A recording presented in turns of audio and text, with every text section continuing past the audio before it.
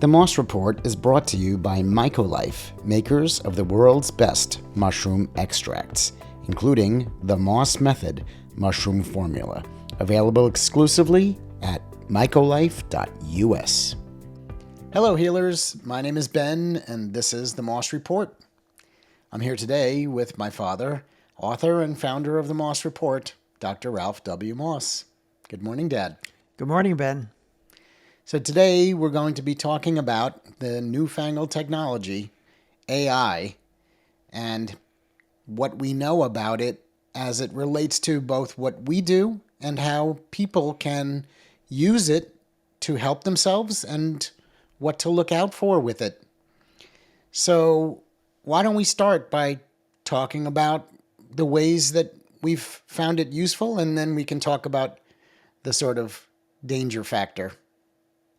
Well, I think it is a real turning point in the history of humanity. I do agree with that assessment. I think a lot, we will sort of date ourselves like pre and post AI. It's a little bit like the day we got the first TV in our house. You knew everything had changed, and so I think AI is that way.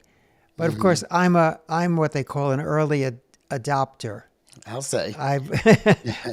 But we once had a house guest. I don't know if you remember this, but it was the mother of a friend of your sister's, and she stayed when we were living in the country. She stayed overnight. Okay. And she was a market researcher, and without any permission, she went through our medicine cabinet, and she saw all kinds of things there. Rude, but smart. And she told me later, she said, I knew from your medicine cabinet that you're an early adopter, meaning there were things in there that later became popular, that we were already doing, probably a lot of herbal remedies and things like that. That would have been the early 80s, I'm assuming. Yeah, mid 80s. Mm-hmm. But well, I thought you were going to tell me about your early adoption of technology, because that's sort of how I got my start in technology, was getting your hand-me-down equipment as you upgraded. And it seemed to me like you were always on the leading edge of that.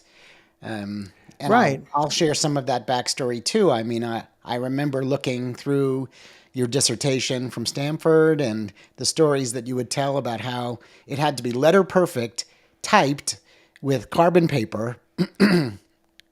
Right. And then, if there was any mistakes that got sent back to you, you had to redo it.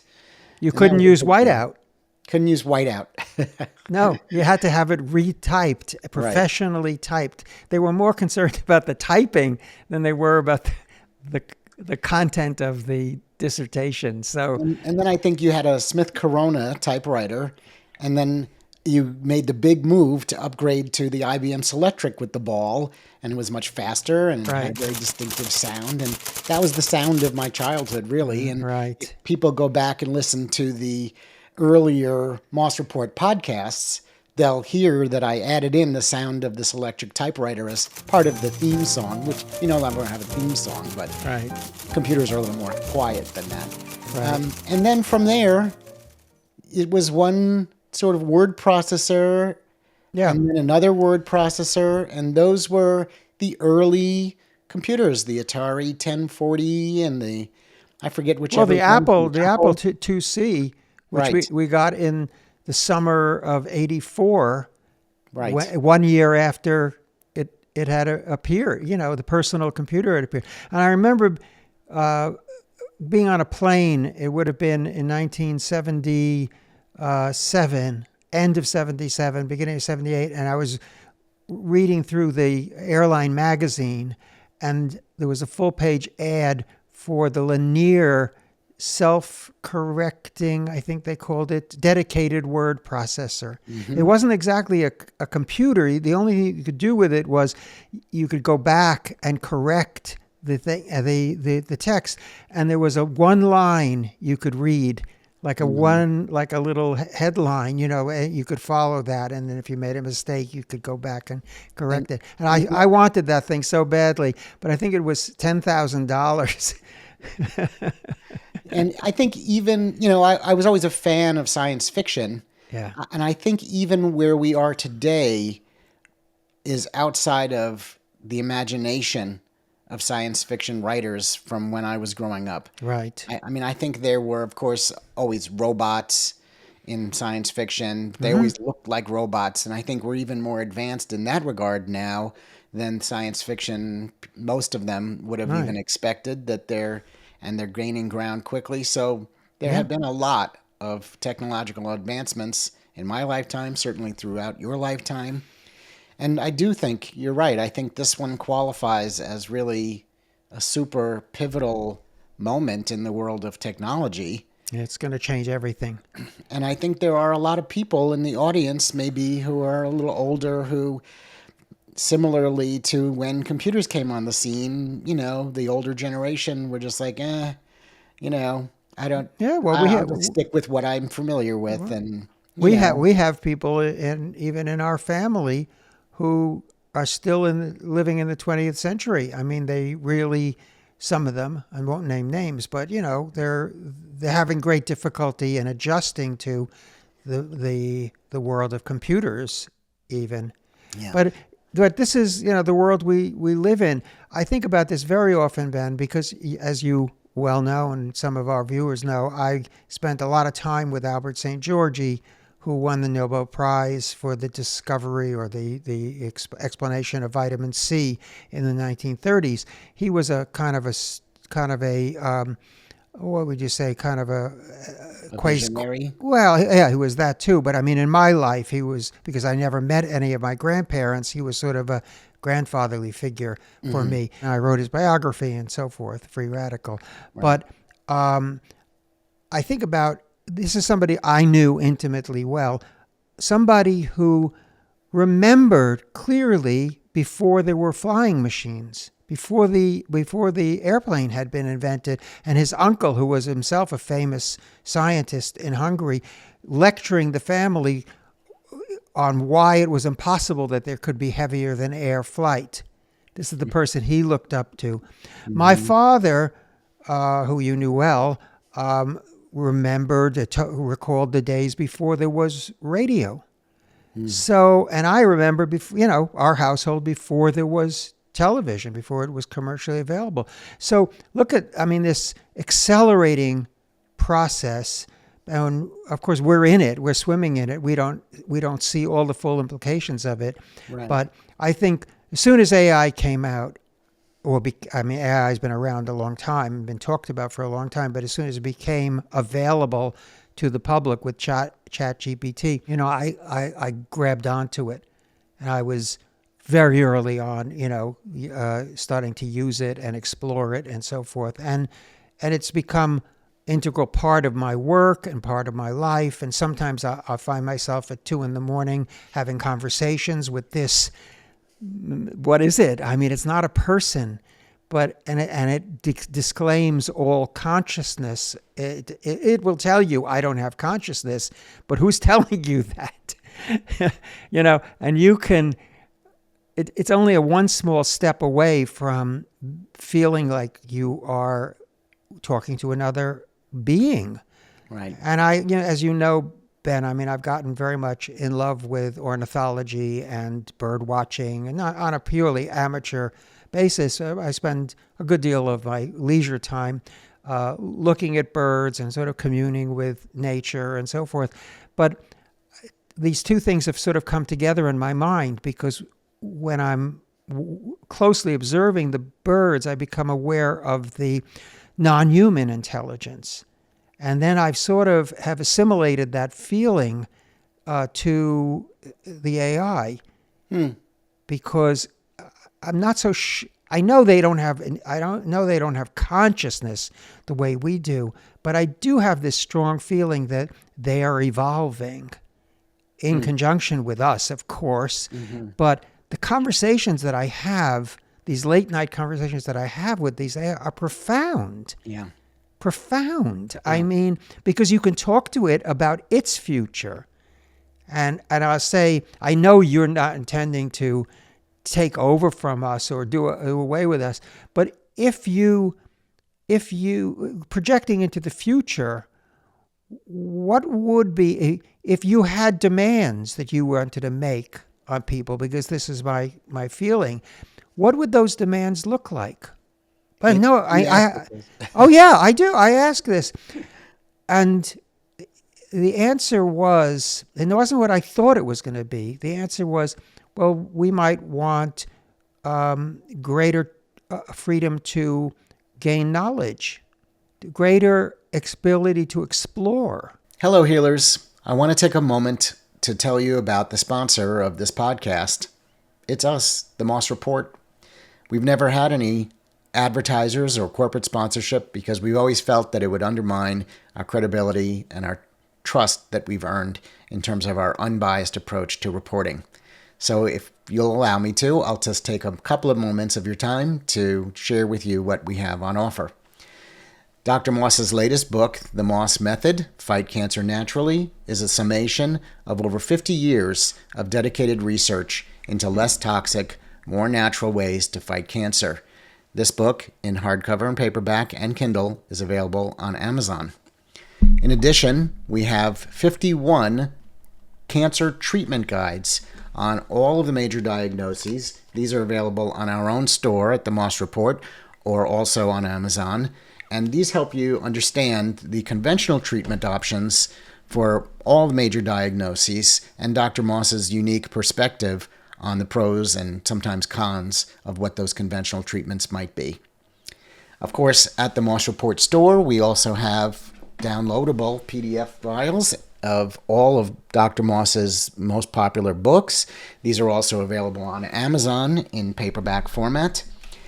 And we're proud to announce the MycoLife Moss Method Mushroom Formula, which is Dr. Moss's own recipe of the 7 most healthful mushrooms. And this is the best quality mushroom extract available on the market, organic from Austria, and really a fantastic product.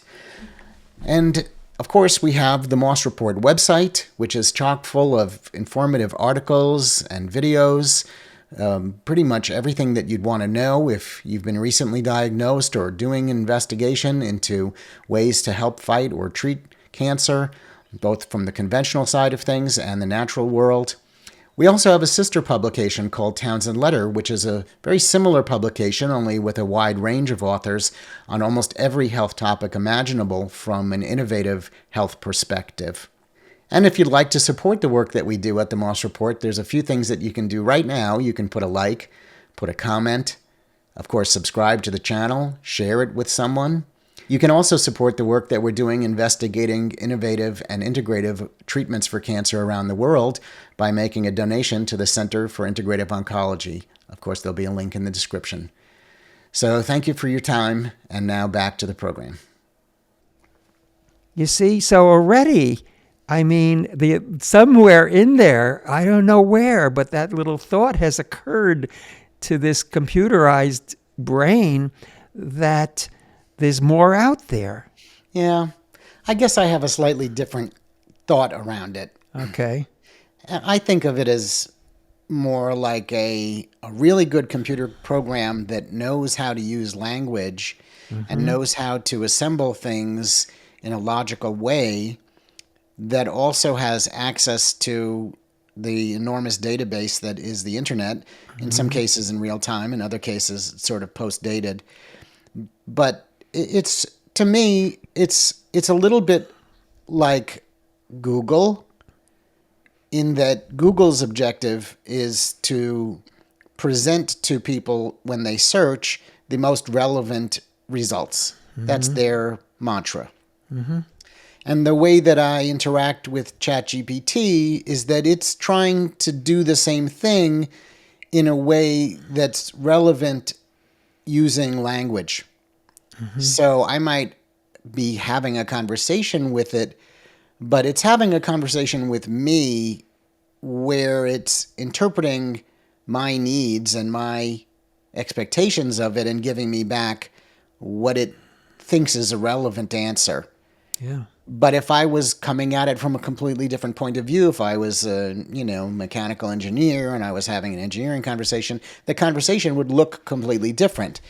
So I guess I don't see it so much as an emerging entity as much as a dynamically programmed personality wrapped around an enormous database of information. And this is where I think some of the pitfalls live as well, because when you're talking to a person and they speak to you knowledgeably, you're inclined to listen to them and to believe what they're saying. So I think you might have some comments on that subject too, as it relates to the primary subject of the Moss report, that being cancer research or things that we've discovered in that realm, mostly you. And so Yeah. I think, we're kind of a little bit all over the map in terms of our conversation here, but it is an incredible tool. And for me, it's both a helpful writing tool as well as a platform for me to bounce ideas off of and organize myself. But I guess I have a slightly different attitude towards it as being a consciousness.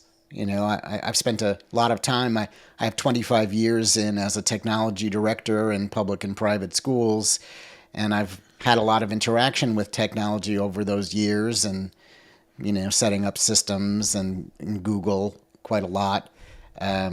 So, I guess my attitude is still a little bit cool where it comes to thinking about AI as being an entity, so to speak. Well, we're only seeing the beginning, the very, very beginning of this, true. and so many things are coming to get converging, that I can't let my imagination go wild. I do, but I try not to. The reason I started out by saying about it wasn't just to talk about myself, but why I had to locate myself in this for the viewer in this conversation is because I have some negative things to say about AI or the currently existing AI. So I wanted people to understand that I wasn't coming at this from a Luddite or anti-technology point of view. Quite the opposite. But I do have some warnings, some caveats for the viewer, coming from a person who uses AI every day. I've integrated it into my work and so forth. But I think I have to caution people about this. In fact, at one point I wrote an op-ed. I think I sent it in even to the New York Times. They didn't publish it, but this was about 2 years ago, on just this topic, because it alarmed me. Yeah. What I saw a lot. You remember this, and it was about a couple of weeks there that was. Well, why don't you tell that story? Well, it's not a particular story. It's an ongoing saga that basically, you can get fantastic benefit out of these AI programs, but they lie. And I mean, they have a fancy term for this. Within the computer industry, they call this hallucination. And it's no secret. And where it came up in my work was like, I might ask a question, and then the answer actually, it wasn't so much that the answer was wrong from my perspective. It was extremely useful to me to get their summary on different topics.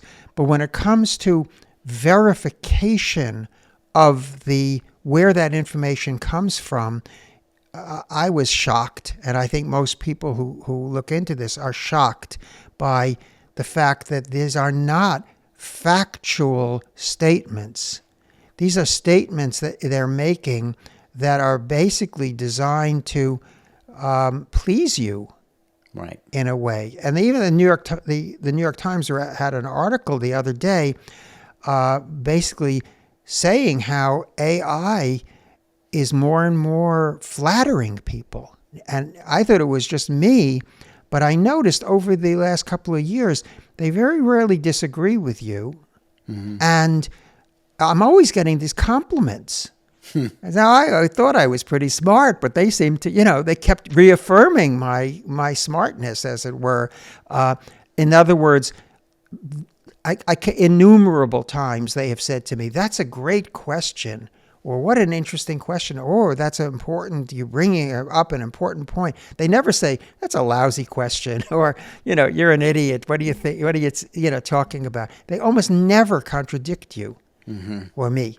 So either I'm uniquely intelligent, or they figured out that people want to hear the good news. They want to hear how smart they are. If the AI thinks you're smart, then obviously you must be, incredibly bright.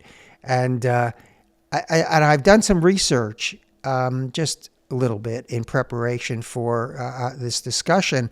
And guess who I used, to help me do the research? AI, of course, Right. The most popular and successful one is ChatGPT, which was the first one out of the box about 2 years ago. What I did was I just took one simple question.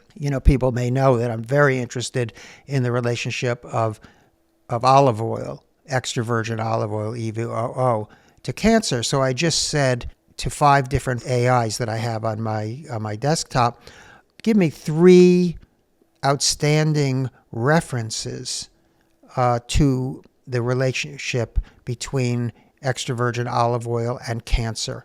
Okay. First, I asked for a description of EVOO and cancer, and each one of them gave me a beautiful summary, really, of what the data shows. But then, as a scholar, our common language is citations, the full references that exist within the U.S. government's PubMed database. So I asked for these 3 references, and I asked them to give me the identification number for each of them with a live link. Because people may not know this, but out of the 26 million articles in PubMed, each one has a unique identifying number. It's called the PMID, the PubMed ID number. And then I went and I asked that same question of 5 different AIs, and they then sent me back the articles and the links. 4 out of the 5 were radically wrong. And not infrequently made up a reference. They're so good at doing this that before I realized that this was going on, I was so thrilled because I was asking questions and I thought I knew the literature pretty well. And then here's this article. It's exactly what I was looking for, except it didn't exist. That's a problem. Oh, it's a problem. It's a very disappointing nightmare, and it's kind of dizzying because they knew what I wanted, and they gave me what I wanted. The only problem was it wasn't real. Like, for instance, I'd love a large randomized controlled trial on some of these things that we talk about in a top journal with multiple authors from leading institutions. And when I asked it, it gave it to me, but it simply didn't exist. Often, No, it'll give you the answer. It'll put it makes up, and you could numbers. Ask the abstract. It looks as real as could be. Absolutely. And I think, there are people in government who've gotten called out for having put together some, kind of a research paper where they're citing things that were clearly just pulled straight out of ChatGPT as though it was gospel. Absolutely. It's just made up placeholder text that looks like it exists. Yeah. So it can be incredibly deceiving that way. And how dangerous is that?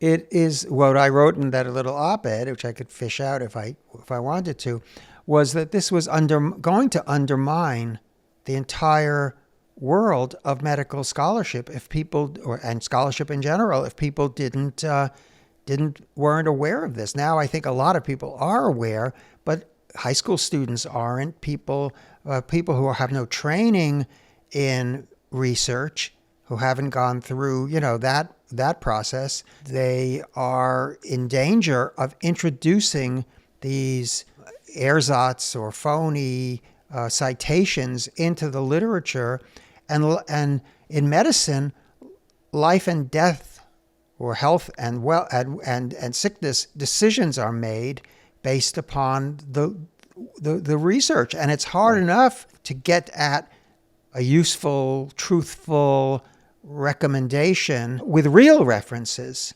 And now we have this fake references being added into the mix. Right. And people are going to their doctors and they're citing AI, just like they did with Dr. Google, but now it's Dr. AI. And nobody can keep up with this. And one other thing that occurred to me, Benjamin, was that some of these references are so cleverly or ingeniously put together because they'll have authors who are, in fact, scholars in the field. They just didn't happen to write a paper by that name.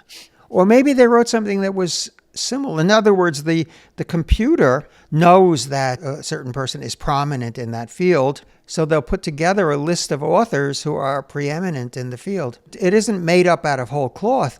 It's just patched together out of lots of little bits of information. And interestingly, when I talked to DeepSeek, the Chinese AI, about this very problem, they used a phrase, trust but verify, which was something that Ronald Reagan said in regard to the nuclear treaties with the Soviet Union. Sure, I trust you, but I'm also going to verify everything that you say.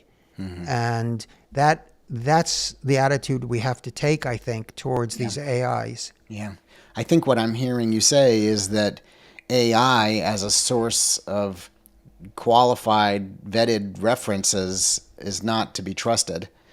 But where can it help? What do you think some of the advantages of having a tool like an AI might be in helping a person who's trying to figure out the best course of action for them, or, weigh their options in terms of treatments or what they're doing in the world of complementary medicine? Right. Well, I think where there is settled science or settled knowledge, it's fantastic. For instance, let's say you want to get into the question of evolution and you're interested in reading Darwin's Origin of Species, but it's a very daunting task to do that. You don't know where to start. And you could say to the AI, well, I want to do this. I want to read the book, and here's my educational level. Here's how I want you to present it. Now, outline for me the main points in Origin of Species. And it's almost as fast as you can say it. It can do a brilliant job of doing that. So sometimes when I'm dealing with a problem, or if I'm new to the problem, I'll ask it to give me a summary of where things stand in the field. And again, I would say there's some science that is kind of established, settled, non-controversial issues. And even if it is controversial, tell me what are the 5 main controversies that exist in the field. And I'm not disappointed with that. And I do this and I use this, but always in the back of my mind, I'm thinking trust but verify. Mm-hmm. I know, because I come from, as you mentioned at the beginning, a field and a world where you couldn't even white out an error, and every single letter and word had to be in place. And the deepest embarrassment would be to have one of your references be called out as erroneous or non-consequential. So I'm never going to trust entirely to the AI. I never would put a reference in to anything I wrote that I hadn't verified for myself with PubMed or some other established database. But if you want an overview of a topic, or you want to know what who are the main players in you get a lot of benefit out of this, a lot. But you have to deal with it like you were dealing with any person who was very knowledgeable but didn't have, a universal view and wasn't entirely aware of what the requirements are in terms of scholarship. So if you're going to be republishing in any way, and that could be just going on social media and saying, oh, I heard that there was a study on strawberries, that strawberries can cure liver cancer. But why? Because AI told you so. But AI, you might have prompted the AI by saying, "Is it true that strawberries can cure liver cancer?" I mean, nobody said this. I Now, just had somebody write to me about the benefits of strawberries. yeah. Well, I'm not saying it doesn't have it doesn't have benefits. Of course, it might. But what I mean is, you still are not there yet. So when you've done all that, I mean, you get a great benefit. But that can't be the end of the process. Right. That could be part of the process, but it is not the be all and the end all. Right. Well, I think that's good advice. I think there's something else there that can be useful to someone who is dealing with a diagnosis that just has to do with maybe even correspondence. So, for instance, let's say you did learn about strawberries and you wanted to ask your oncologist. Let's say you have access to their email or a Right. portal where you can send them a message. Yes. Just sitting down and drafting an email to your oncologist tactfully and thoughtfully, that's not going to, take up too much of their time or present any preconceived prejudices or whatever. You can ask this AI and you can just tell it, I'd like you to write a letter to my oncologist inquiring about the potential benefits of eating strawberries for me.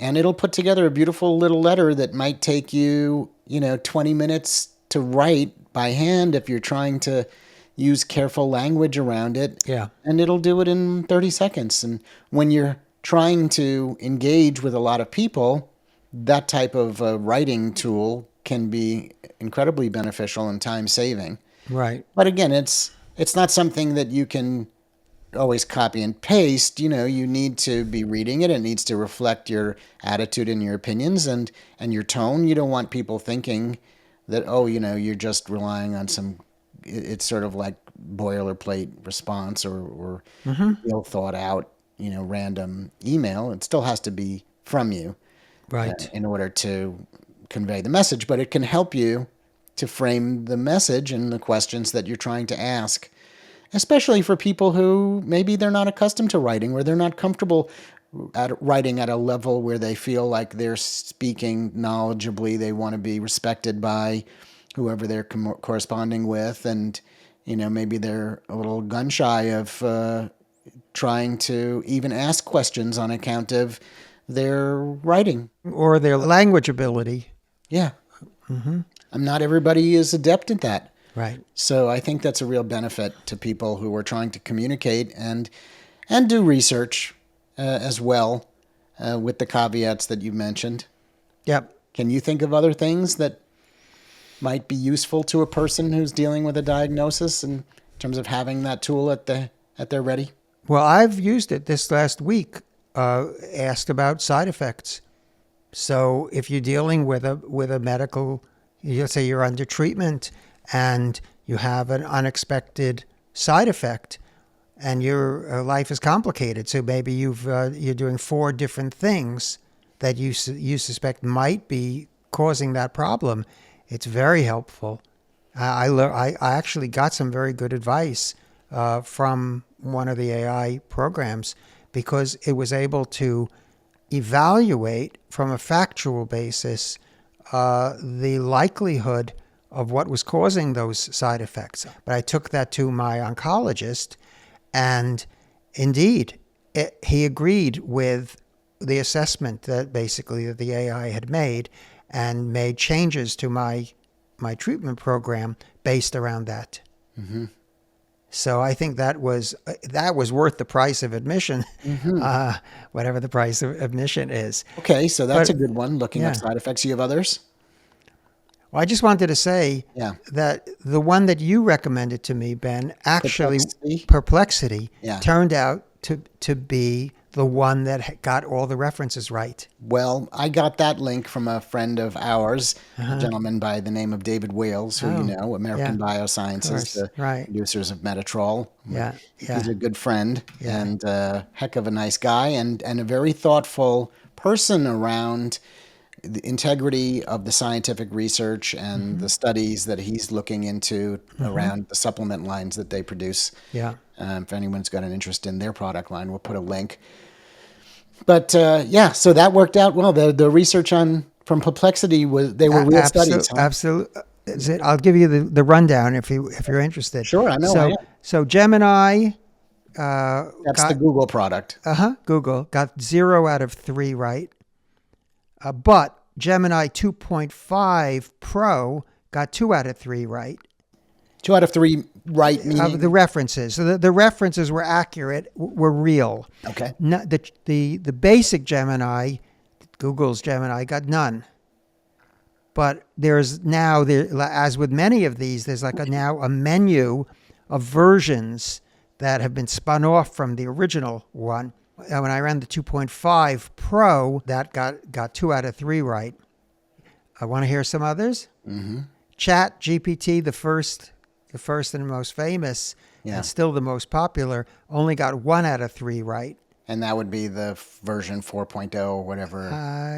Probably the latest. No. So that's the original ChatGPT. Okay. 1 out of 3. But the ChatGPT 4.0 with Bing turned on got 2 out of 3 right.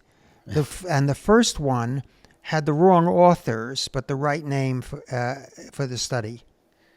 Okay. It wasn't a bogus study, but it was wrong. If you were going to put that into a bibliography, you'd still be wrong. The Chinese contender, which I like in some ways, DeepSeek, had 0 out of 3 right. Claude, which somebody in our family was telling me how good that was, was 0 out of 3. And they couldn't generate live links, they said. And then when they gave me some links, they were all bad. So that's Claude. And then finally, Microsoft, the one that's affiliated with Microsoft, Perplexity, that's the one you talked about. Yeah, it's an independent company, but they're heavily invested by Microsoft. Got 3 out of 3 right. The only one that got 3 out of 3 right was Perplexity. Right.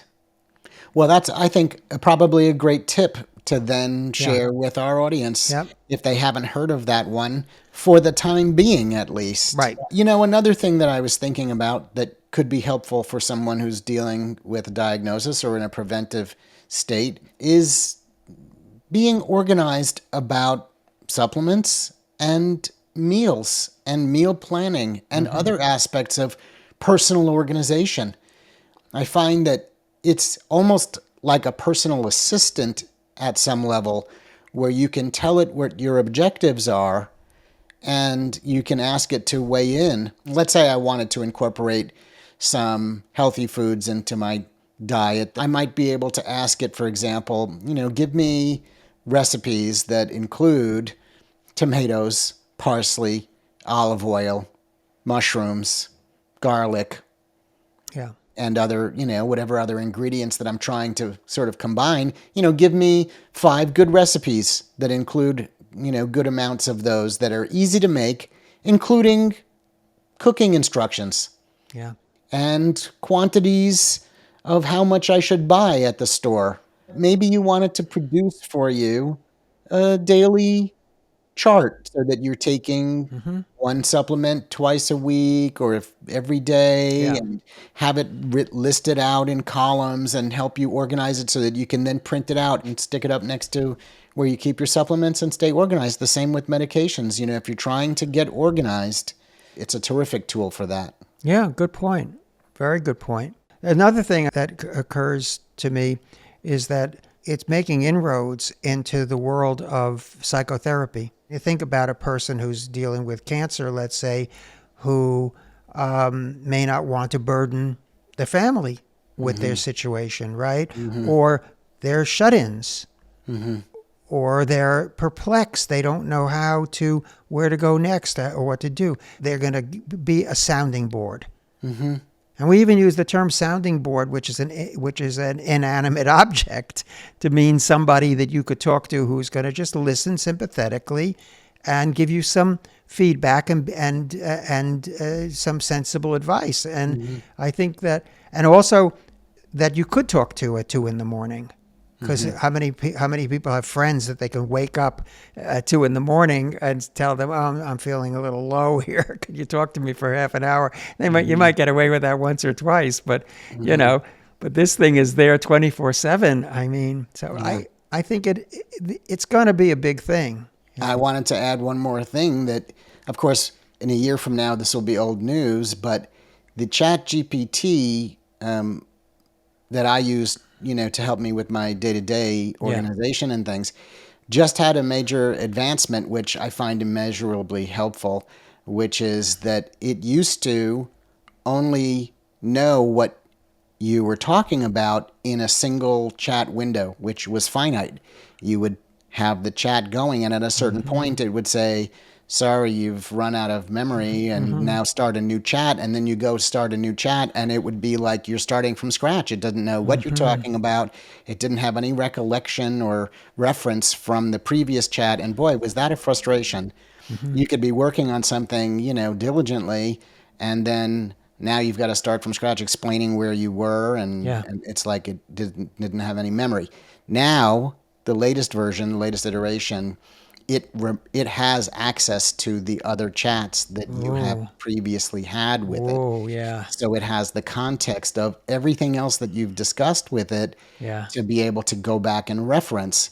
So when I used to start a new chat, I might say, "Do you know who I am?" And it would say, "No, nice to meet you. Tell me about yourself." Yeah. Now I start out and it knows right who I am. It knows who you are. It knows what I do. It knows all about our platform of themossreport.com and Townsend Letter and Micah Life and all of the things that we do. Having the ability to have memory from one chat to another is great. That's So great. if you're a person out there and you're doing your research on your recipes, and then you're doing some research on side effects, and you're doing some research on this and that, and they're in different chats, it will now be able to reference all of that and have the context to That's craft great. the next response. So that's a major advancement. I'll say that sounds good. Yeah. All right. Good. Well, that's a good first intro to AI. Nice talking with you. Good to see you. Same here. Same here. All right. Yes, and looking forward to many further such chats. All right. Enjoy the rest of your day. Okay. But for now, for the Moss Report, I'm Ben Moss. How are you healing today?